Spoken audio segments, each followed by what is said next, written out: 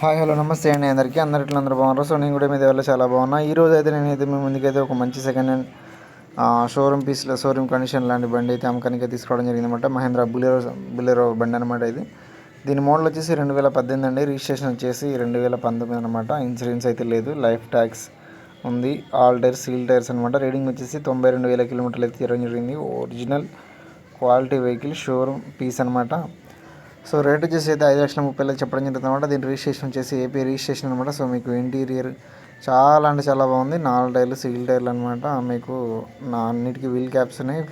బండి ఫ్రంట్ కానీ బ్యాక్ కానీ ఎటువంటి డ్యామేజ్ కానీ ఎటువంటి డెంట్స్ అయితే ఏం లేదనమాట. దీని మీద ఇన్సూరెన్స్ కానీ పేపర్స్ కానీ ట్యాక్స్ కానీ ప్రతి ఒక్కటి అయితే క్లియర్ ఉన్నాయన్నమాట. ఫైనాన్స్ కూడా ఏం ఫైనాన్స్ లేదు. ఒకవేళ మీరు ఈఎంఐలో తీసుకోవాలంటే దీని మీద ఫైనాన్స్ తీసుకోవాలంటే ఫైనాన్స్ కూడా తీసుకోవచ్చు.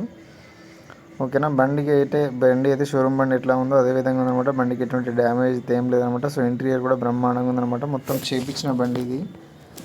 కాకపోతే ఓనర్ కొంచెం డబ్బులు అవసరం ఉండటం వల్ల అమ్ముతున్నట్టు. సో ఓనర్ మనకు నీట్గా బండి ప్రతి ఒక్క ఫోటో అయితే తీసి అయితే పంపడం జరిగింది.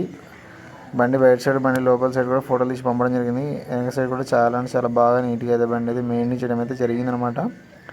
సో ఈ బండి వచ్చేసి మనకు ఆంధ్రప్రదేశ్ రాష్ట్రంలో వైజాగ్ దగ్గరలో అందుబాటులో ఉందన్నమాట.